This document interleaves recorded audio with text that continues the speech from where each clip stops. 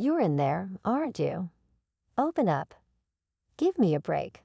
I was just enjoying my new place. Open the door.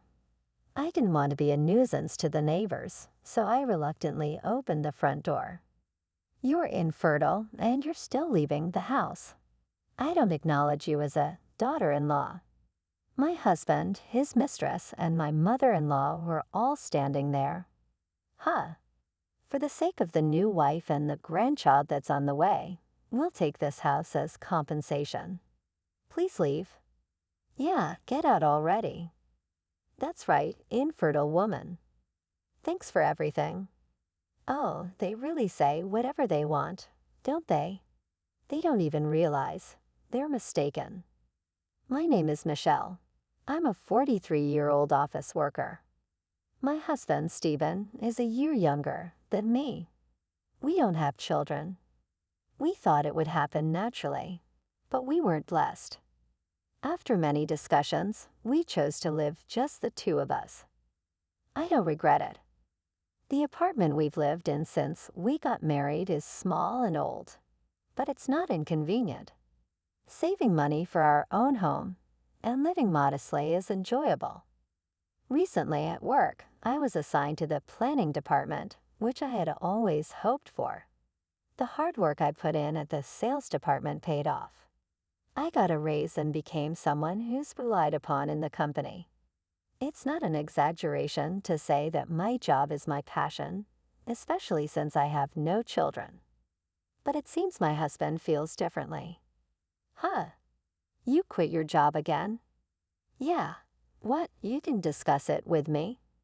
I was so shocked I couldn't speak. My boss was being annoying because I refused to transfer. So you quit because of that?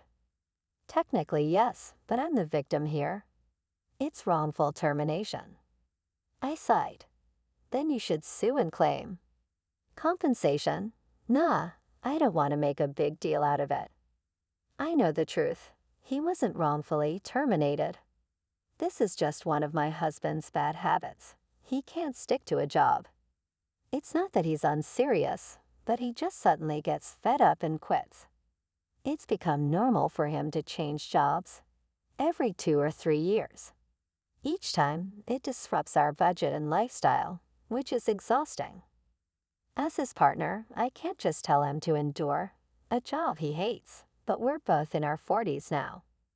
In moments like this, I think it's good we don't have kids. I can be the one to support us, and I hope he would do the same for me. If something happened, I knew it, but his job search wasn't going well, and time was just passing by. The timing was bad, and surely age and his career history were issues. He was getting frustrated. He would just sit at home all day, not doing any housework, constantly sighing. If he has time, he could at least tidy up the mess he made in the room. I have more right to be frustrated than him. Maybe I should give him a piece of my mind. In times like this, it's tough when the house is small. There's no escape. Let's calm down. Fighting won't do us any good. I held back my urge to blame him and just kept an eye on him. Finally, he got a job as a contract worker at a factory. It wasn't what he hoped for, but it's better than being unemployed. Let's start trying again bit by bit. Together, we'll surely be okay. Then one day, I got a call from my mother-in-law.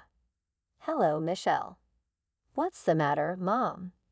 I heard you've been hard on Stephen. Huh.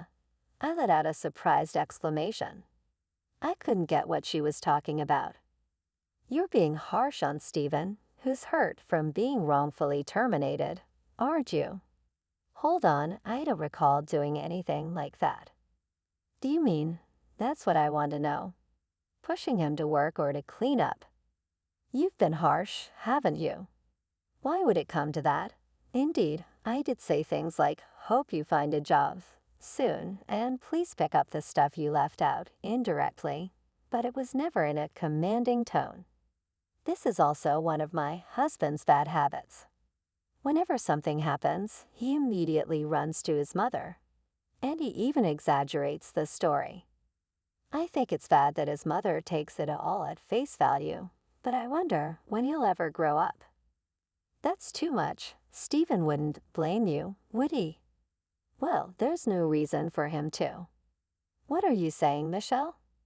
You deserve to be blamed. It's your fault we don't have children. Huh? Isn't there something more important than work? Regret won't bring anything back. Why is the lack of children being blamed on me? It seems my husband is making up some very convenient stories. Even though we decided together, I feel betrayed. He may want to save face, but getting his mother on his side to treat me like the villain is like a child's fight. We're a couple who will spend a lot more time together, so we shouldn't lose trust. With that in mind, I decided to talk to him. That night, please don't exaggerate things to your mother. If you have complaints, I want you to tell me directly. For the sake of our future, let's both do that, okay? My husband, clearly annoyed, started fiddling with his smartphone in the middle of our conversation. Hey, listen to me. Quiet, I'm getting work calls, he said, getting up from his seat. He didn't return to our conversation and just went straight to the bedroom. Was he in a bad mood or just avoiding the issue? Tired from working at the factory? It can't be helped. We'll talk another time. But the next day, he refused to talk, saying he was tired and sleepy. The following day, he came home in the morning from a company welcome party. He spent the whole holiday sleeping off a hangover. After that, he was out late every night due to overtime and dinner with colleagues, clearly avoiding me. Trying to let it all fade away won't solve the problem. I hate being unfairly blamed by his mother. Rubbing my sleepy eyes, I wait for my husband's return. It's a problem that shouldn't be postponed just because it's troublesome. Around the time the date changes, my husband comes home in a great mood, humming a tune. Welcome back. Whoa, you scared me. What's going on? Surprise. Huh? Were you awake? I was waiting for you, Stephen. My husband looked annoyed. Why are you avoiding this? Stop nagging me. You've been acting strange lately. You're so persistent. If you have something to say, just leave a note.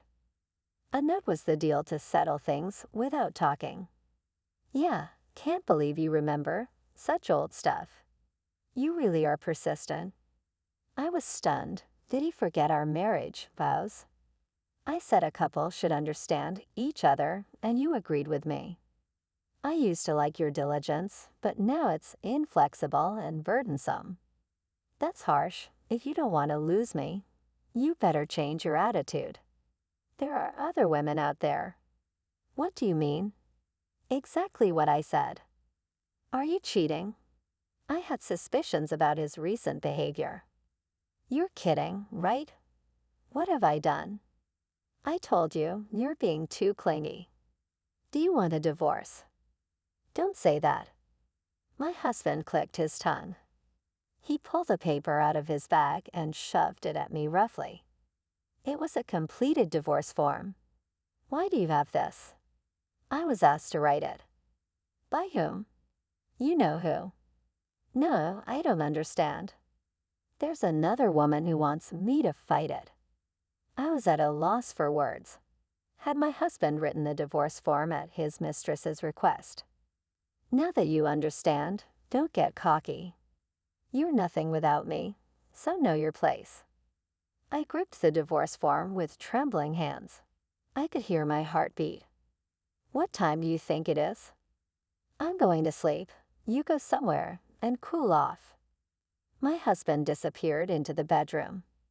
I stared at my husband's name written on the divorce papers. What was he feeling when he wrote this? Was he late today because he was meeting his mistress? I, who had supported him in his new job, must have looked like such a foolish wife. I got confused, and I felt dizzy. I couldn't think of anything. Just as he said, I needed to cool off. I silently grabbed my valuables and essentials and left the house without a word. 1 month later, I hadn't been home since then. I tried to contact my husband a few times, but there was no reply. This room is quiet and comfortable. It feels peaceful. The sunlight pours through the windows, brightly illuminating the still empty living room. The ventilation is good too. When the cold air touches my cheek, I can't help but take a deep breath, and the scent of wood seeps in. Then, Michelle, I know you're in there. Open up, an annoying voice called out, and I frowned. This piercing voice was my mother-in-law. I really wished she would give me a break. I was enjoying a peaceful moment. Michelle, I didn't want to cause a disturbance to the neighbors, so I reluctantly opened the front door with a clearly annoyed expression. I knew you were here. It's been a while, my mother-in-law said happily. She tried to barge in, so I pushed her back. Wait a minute, please. What's wrong? What happened? Hey, can you see my face? I'm rejecting you, okay. Well, this place isn't bad at all. Behind her, for some reason, my husband was there. And who was that young woman standing next to him? It smells like a new house. Nice. It's nice, isn't it? All three of them naturally tried to enter the house. Their audacity knew no bounds.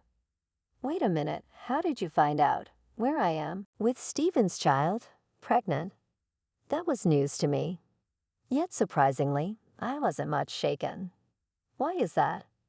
Maybe it's because the shock of continuous events has made reality unbelievable, or perhaps I just don't feel anything anymore. Pregnant women should be respected, right? I guess you wouldn't understand that, Michelle. Oh, is that so? Don't you get it? I acknowledge Dorothy as the wife, not you, Michelle. We'll take this house as compensation, so get out. Yeah, get out already. That's right. Thanks for nothing, Baron Lady. How could they say such things, unaware of their own misunderstandings? I can't just give you this house as compensation. Even if you tell me to leave, this house is in my name. Huh. We're already divorced, you know. My husband and mother-in-law were shocked. Is it really such a surprise? Weren't you the ones who handed me the filled-out divorce papers?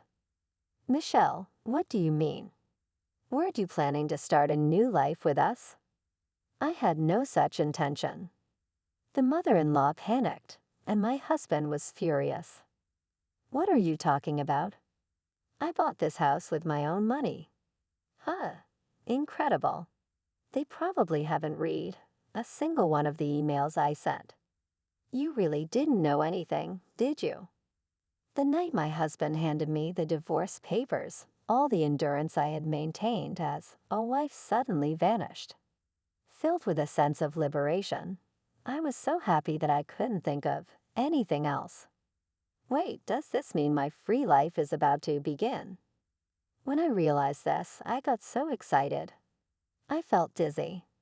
While feeling thrilled, I signed the wife section of the divorce papers and submitted them to the public office first thing the next morning. Our savings equally and transferred half to my husband's account. Considering what I had earned, I believe most of the savings were rightfully mine, but I wanted to avoid any disputes. I suggest we communicate through lawyers from now on. I informed him via email with half of the savings we split in the bonus I received afterward. I made a down payment on a new house. The rest was covered by a loan. A loan? How can a housewife possibly get a loan? My husband said condescendingly. Well, if you kept changing jobs, of course, you wouldn't be able to get a loan, huh? You wouldn't know since you don't manage the finances, but my salary is twice what you make. His face turned red with rage, possibly wounded in his pride. Even Dorothy seemed taken aback by this. Stephen, this isn't what you told me. You said we'd live in a new luxury home, right? Oh, calm down, Dorothy. My husband was pitifully flustered. Well, he's my ex-husband now. I had been the one supporting our finances all along. It's ridiculous to think I would live with his new wife and mother-in-law. Michelle, my mother-in-law, seemed ready to explode with anger. This is fraud, Mom. Who wrote the divorce papers first and who encouraged him to write them? It was that lady over there, your future daughter-in-law, who will support you. And congratulations on the upcoming grandchild. No, we'll take the house as well. My mother-in-law was breathing heavily in arrogance. She is incredibly arrogant. That's not possible. It's such a big house. It's a waste for just you, Michelle. Isn't it? I plan to live here with my parents eventually.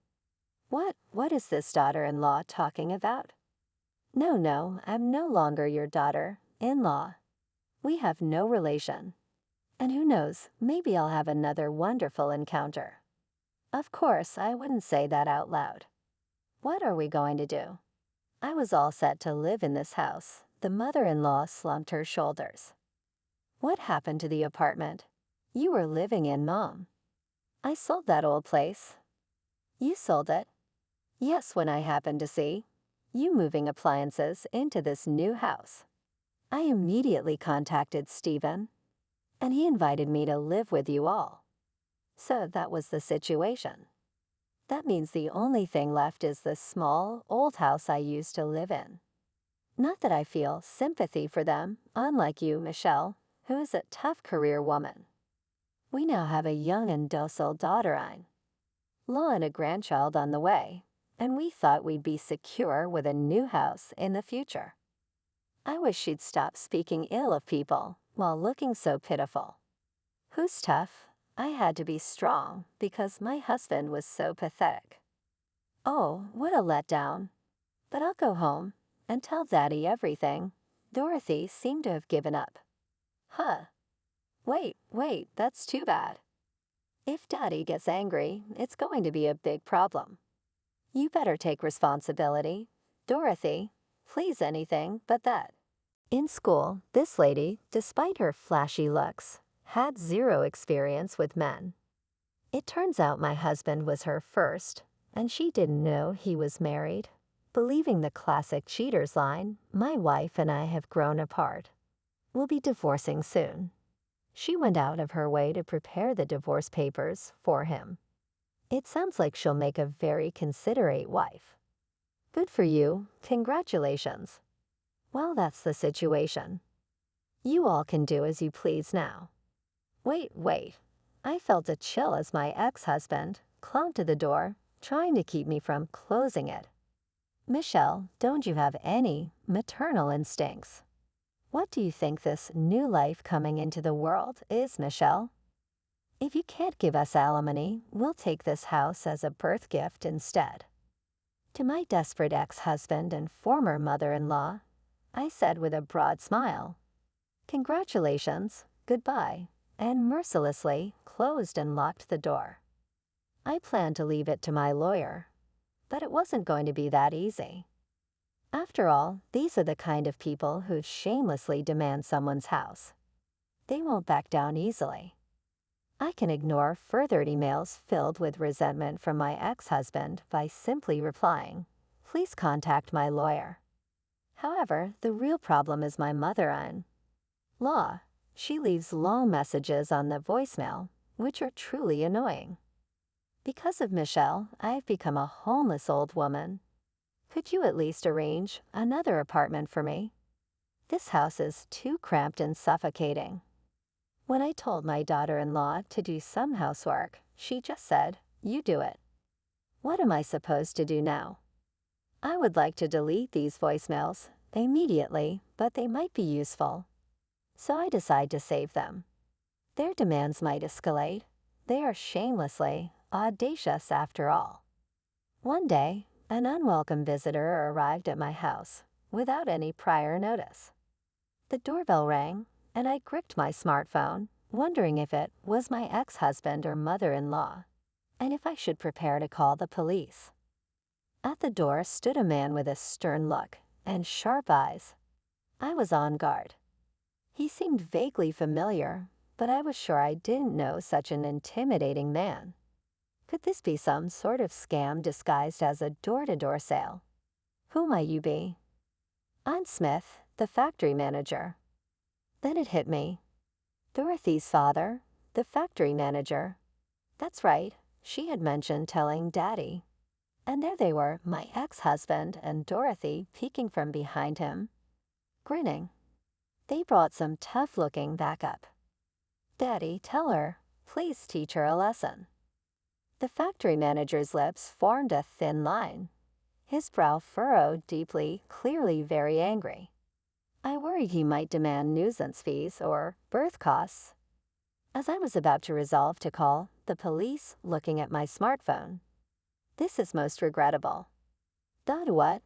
The factory manager shouted at me. I am terribly sorry. Then he grabbed my ex-husband and Dorothy and forced them to apologize. Apologize more. Okay, Daddy, why? This wasn't the plan. I stared in bewilderment. What on earth was happening? Don't get it twisted. I brought them here to apologize to you. What? I truly apologize. My daughter took your husband and even demanded your house. Yes, that's correct. My ex-husband and Dorothy began to panic. Daddy, you knew. Yes, I knew. All the things you told me about being deceived and having your home taken. Were those all lies? Where did you hear them? That your mother told me everything. The factory manager's face contorted with anger. He explained that my former mother-in-law had attempted to seduce him, saying, "We're family now, let's get along well. In many ways, your daughter stole my son. We should be able to manage just as well. Just buy me an apartment, and that'll be fine. Visit whenever you like, of course." The factory manager politely refused. I was speechless with disgust to think this woman was my mother-in-law. You always tell convenient stories. I'm disappointed in you and your mother. Oh, come on. I've always been faithful to my wife. Don't joke around. Stop it, Daddy. You're scaring me. You too. What? I've spoiled you too much because you're my precious only daughter. Both of you are no longer needed at my factory. It's a very strict workplace, so go there and start over. The factory manager turned to me after addressing my ex-husband. Can you forgive us now? Yes, why would you go to such lengths? I hope we can still have a good relationship moving forward. I was completely baffled and stared back at him. Then it dawned on me. Yes, a long time ago, he was the head of the administration department at a company I used to deal with during my sales days. I'm terribly sorry I didn't recognize you. Now it was my turn to apologize. There's been a merger and I manage the new plant now. It's understandable you didn't recognize me. I see. I couldn't believe your husband was working at my plant. Initially, the factory manager looked away, making a troubled face. Has my former husband been causing you trouble? His work attitude is poor. He doesn't learn, and he has unexcused absences, quite the opposite of his competent wife. Imagining my ex-husband's irresponsible demeanor, I wasn't surprised. As I was no longer his wife, I had neither the need to defend nor apologize for him. All I could do was give a wry smile. I plan to retrain him from scratch. I definitely won't let him near here again. My ex-husband shrank, and Dorothy looked displeased. You were always great at training new recruits, weren't you? Yes, I was quite strict and thorough. I'll be supporting from afar. Even with the factory manager's efforts, reforming my ex-husband seemed unlikely. Ultimately, he must make the effort to change himself, especially for the sake of the innocent baby on the way. There's one thing I regret. I wanted to correct the misconception that infertility was my fault. We had once gone to the hospital together to check on the cause of our infertility. There was no issue on my part, but my husband was diagnosed with a zoospermia. Natural conception wasn't impossible, but said to be difficult.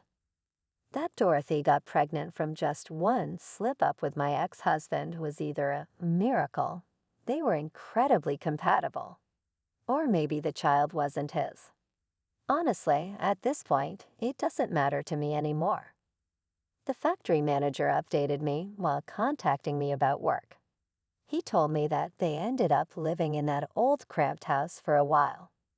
They had promised to save for the baby and to seriously try working as part of their future cohabitation conditions.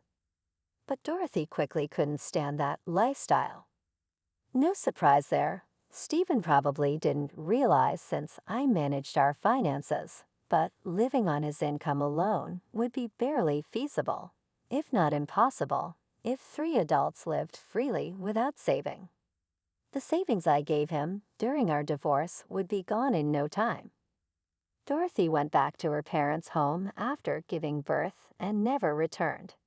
During that time, my ex-husband grew to hate his job and quit. The desperate former mother-in-law started causing trouble, demanding her daughter-in-law and grandchild back, insisting they take care of her, which led to police involvement at the factory manager's home. Pathetic. They're all too selfish. But since I'm no longer involved, I declined further updates. Hang in there, Mr. Smith.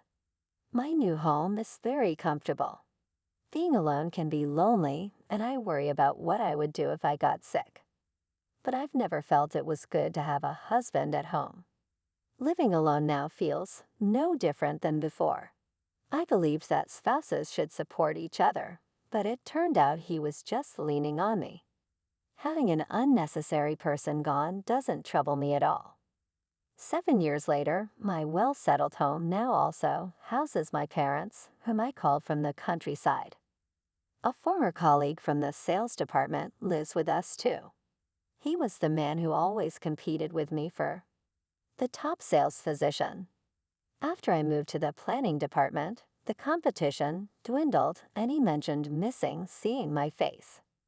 The feeling was mutual. After he learned I was divorced, he immediately asked me out, and now he has become a husband I truly trust. We've worked together for many years and can say anything to each other without holding back. A truly ideal man. Here's to many more years together.